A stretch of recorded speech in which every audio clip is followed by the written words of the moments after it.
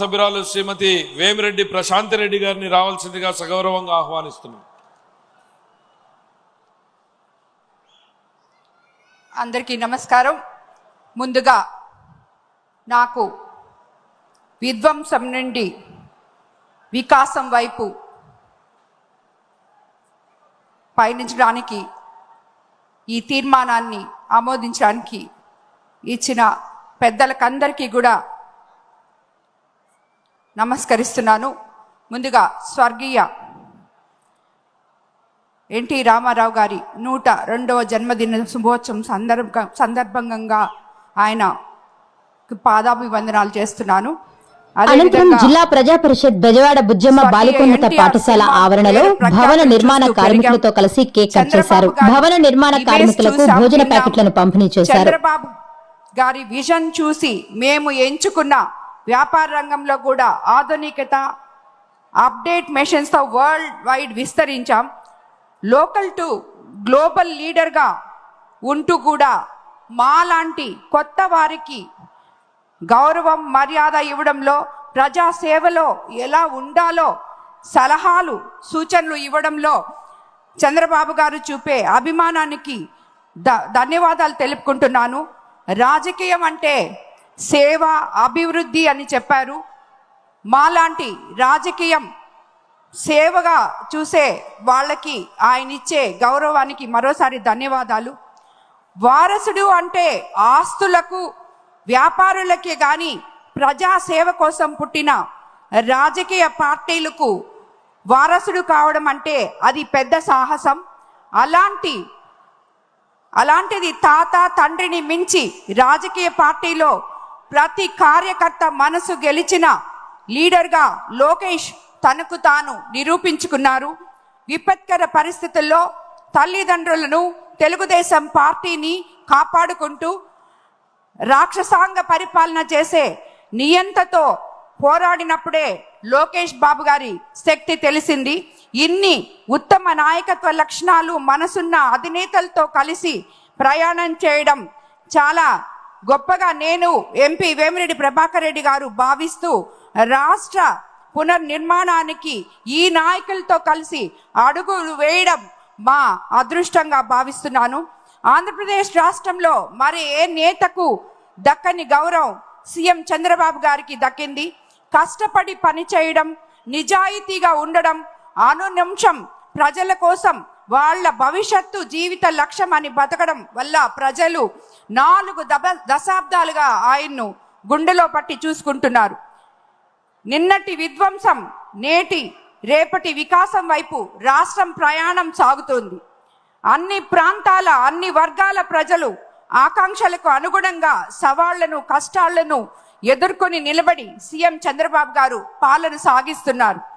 రాష్ట్రంలోని ప్రతి పౌరుడు గర్వపడేలా నాది ఆంధ్రప్రదేశ్, నా రాజధాని అమరావతి అనేలా నిర్మాణం చేపట్టారు.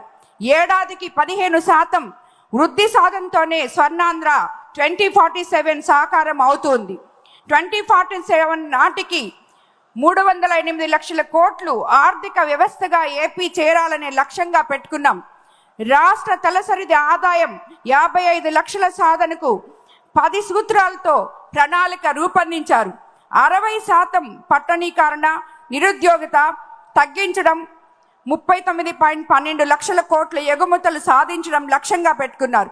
2029 నాటికి తలసరి ఆదాయం 5,42,985 వచ్చేలా పెట్టుకున్నారు. కొన ఊపిరితో ఉన్న రాష్ట్రాన్ని కాపాడమే కాదు, ఆంధ్రప్రదేశ్ అని సగర్వంగా నిలబెట్టే బహుత్తర బాధ్యతను మా కూటమి ప్రభుత్వం తీసుకుంది. 10 లక్షల కోట్ల అప్పులు,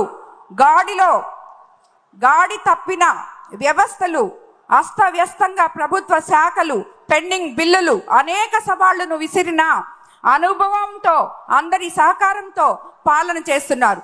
ప్రజల నమ్మకం ఒమ్ము కాలేదు. 5 నెలల్లోనే ప్రజల కోసం ప్రభుత్వం అనేక అడుగులు వేసింది. అందుకే ప్రజల్లో ఒక నమ్మకం, సంతృప్తి, సంతోషం, భద్రత కనిపిస్తుంది. ఎన్నికల హామీలకు అత్యధిక ప్రాధాన్యత ఇచ్చాం. తద్వారా ప్రజల్లో ఒక పాజిటివ్ చర్చను తీసుకురాగలిగాం. ప్రజలు కూడా అర్థం చేసుకునేలా అండగా నిలిచారు. పేదల సేవలో అనే కాన్సెప్ట్తో పాలన చేస్తున్నాం. దానితో భాగంగానే ప్రజల జీవన ప్రమాణాలు మార్చే పథకాలు ఎన్నో అమల్లోకి తీసుకొచ్చాం. 2014లో 16,000 కోట్ల రెవెన్యూ లోటును పాలన ప్రారంభించిన 120కి పైగా సంక్షేమ పథకాలు కార్యక్రమాలు అమలు చేశాం. గిరిజనులకు, దళితులకు 27 పథకాలు, ముస్లింలకు 10 పథకాలు, బీసీలకు ఆదరణ వంటి పథకాలతో వెన్నుదన్నుగా నిలిచాం. పుట్టిన బిడ్డకు ఎన్టీఆర్ బేబీ కిట్, తల్లి బిడ్డ ఎక్స్ప్రెస్తో మొదలుపెట్టి చనిపోయిన వారికి బీమా వరకు అనేక పథకాలు అమలు చేశారు. కానీ గత ప్రభుత్వం చివరికి పేదవాడు తినే అన్నా క్యాంటీన్ను కూడా మూసివేసింది. సంక్షోభం నుంచి సంక్షేమం వైపు నేడు మళ్ళీ పథకాలు ప్రాణం పోసాం. పెన్షన్లు 4,000 పెంపు. దేశంలో అత్యధిక పెన్షన్లు ఇచ్చే రాష్ట్రం మనదే. ఎక్కువ అప్పులు, తక్కువ ఆదాయం ఉన్న రాష్ట్రంతో దేశంలోనే ఎక్కువ పెన్షన్లు ఇస్తున్నాం. అధికారం చేపట్టిన మొదటి నెల నుంచే 64 లక్షల మందికి ఇంటి వద్దే పెన్షన్ ఇవ్వగలుగుతున్నాం. దేశ చరిత్రలోనే లేని విధంగా అనారోగ్యంతో ఉన్న వారికి 10,000 రూపాయలు, 15,000 రూపాయలు పెన్షన్ ఇస్తున్నాం. పేదల కోసం నేటికి 198 చోట్ల అన్నా క్యాంటీన్లు ప్రారంభించాం. 5 రూపాయలకే కడుపు నిండా పేదలు భోజనం చేసేటట్టు చూసుకుంటున్నాం. పేదల జీవన ప్రమాణం పెంచడంలో ఇదో ముఖ్యమైన పథకం. సూపర్ 6 పథకాలు నాంది. ఆడబిడ్డలకు సాయంగా దీపం 2 కింద ఏడాదికి 2,684 కోట్లతో 3 ఉచిత గ్యాస్ సిలిండర్ల పథకం. చెత్త పన్ను రద్దు చేశాం.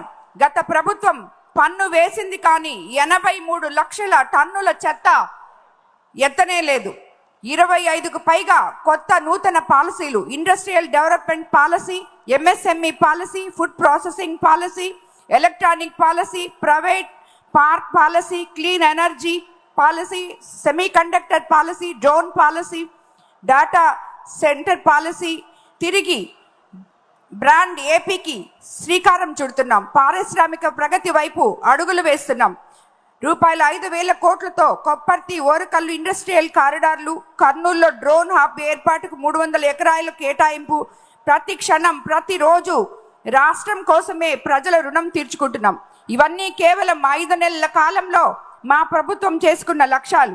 అన్నీ చేస్తాం, రాత్రికి రాత్రే అద్భుతాలు సృష్టిస్తామని చెప్పడం లేదు. కానీ ప్రతి ఒక్కటి మనం ప్రజలకి ఎలక్షన్ టైంలో ఏమైతే హామీలు ఇచ్చామో అవన్నీ ఇవ్వడానికి మన ముఖ్యమంత్రి చంద్రబాబు నాయుడు గారు, నారా లోకేష్ బాబు గారు ఇద్దరూ కలిసి ఎన్నో ప్రయాసాలకు ఓర్చి పేదవాడి గుండె చప్పుడు వింటూ ఎన్నో మహోన్నత కార్యక్రమాలు ముందుకు తీసుకెళ్తున్నారు. అన్నిటికన్నా ముఖ్యంగా పేదవారి కోసం ప్రతిరోజు ఇక్కడ ఉన్న ఏ నాయకుడైనా మనకందరికీ దిశానిర్దేశం చేస్తే దాని విధంగా అట్టడుగున ఉన్న బలహీన వర్గాలకి, కార్యకర్తలకి ఎలా అండగా ఉంటారో మనకి ఆ విధంగా మనల్ని ప్రతి నెల 1వ తేదీ పెన్షన్ ఇవ్వడానికి ప్రజల్లోకి పంపించి వారి కష్టాల కోసం వాళ్ళకి ఎటువంటి ప్రాబ్లం ఉన్నా అక్కడికక్కడే తీర్చే విధంగా మనకి